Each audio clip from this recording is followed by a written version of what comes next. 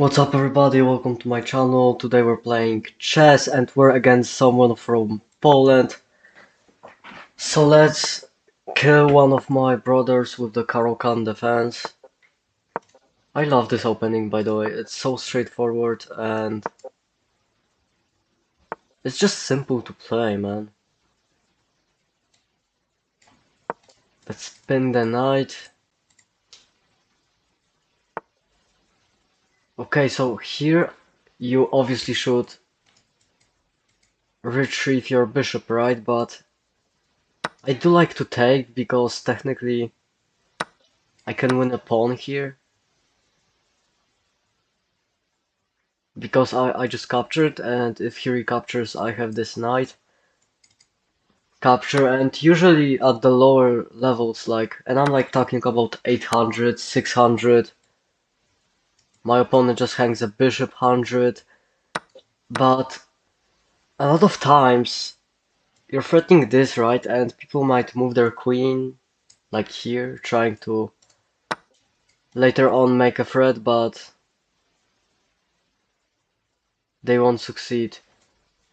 So now I'm looking at some checks right here. But then he just brings out his bishop, man, and I just help him develop. So I do want to bring out my queen in some way. I don't want to.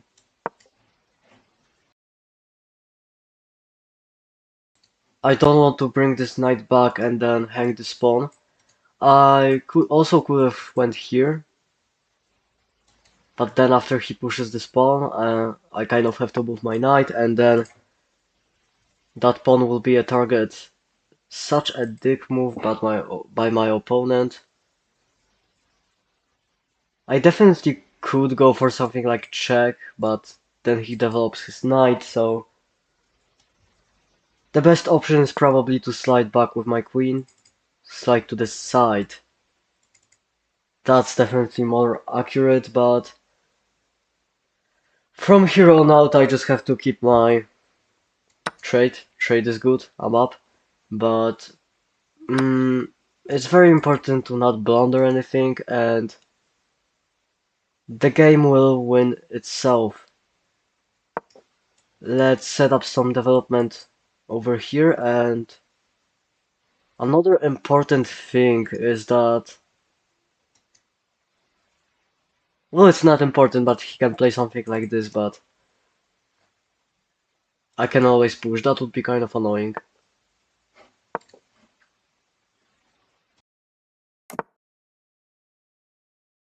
Okay, so now I can develop my bishop. Sort of with a tempo, because you don't really want to trade, so you have to move your bishop. So that kind of gains me a tempo. This is a very nice move, but I wouldn't play it because after takes, obviously a trade happens, so you don't want that, but I can also play this.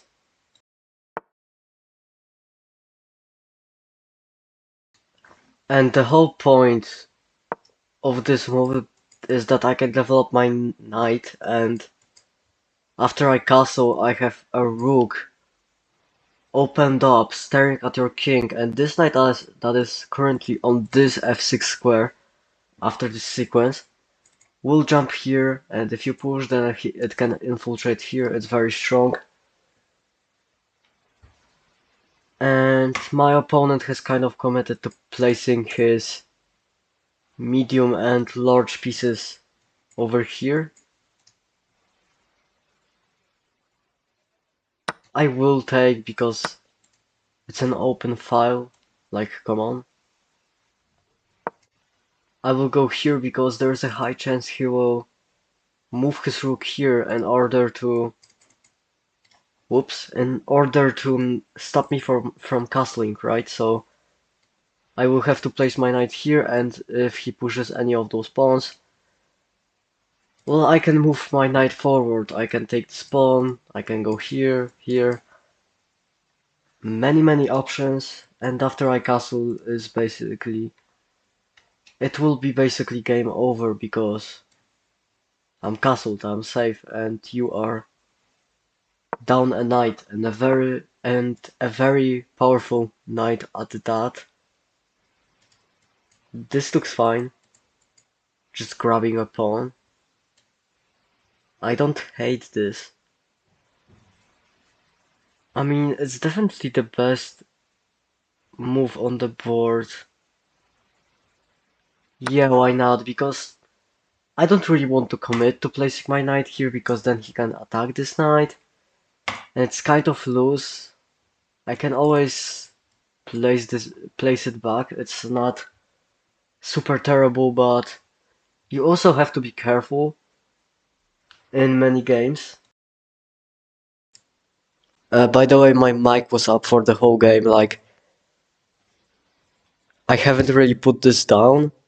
It's a down, and it's kind of funny because I was yapping my ass off, and you probably couldn't hear me, but continuing that thought, you have to look if capturing this won't give your opponent important tempo in this game, and if it's not better to just solidify your pieces when you're up, instead of just blindly taking in the middle.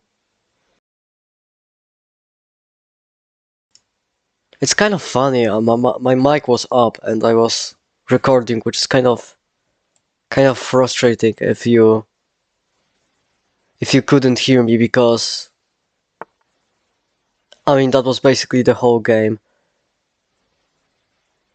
I think I'm going to... I would love to castle, but I would also love a queen trade. And I can set it up by going here and sacrificing my knight. Oh no, because then I am in check. Oh, that would be terrible. If I hung that, I would be so mad, but now I can set up this. Because after this, you're forced to take, and this is basically game over. His queen is the only way in which he can win this game. If there's no queen, there's no chance for my opponent to make progress, you know? He's going to try and stack up his rooks, but I am a bit faster than that. I am already setting up this idea, which I'm confident my opponent will miss. He will miss this. I think that he might play this because now this is protected, but then I'm kind of deflecting those rooks from this battery. Let's change the... This is the battery color. The blue color is the battery color. I kind of said this funny. But now you basically have to take no queens, no win for my opponent. You can't really do anything. This is the same example, but now your rooks are disconnected, so I can happily play this move, hopefully trade them off. Now you will give me this check, which is kind of desperate, but now I will take this and I will take everything from you. It's over.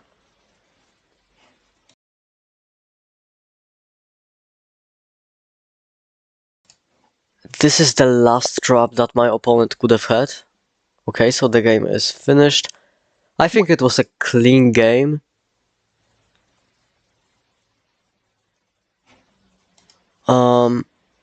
This was the last trick, rook to c3, because you can always kind of forget that your knight is pinned, right? So if my opponent went here, but even if I would go here, I'm still confident in winning. The Stockfish says it's equal 0.2 minus 0.2 for me, because I have so many pawns.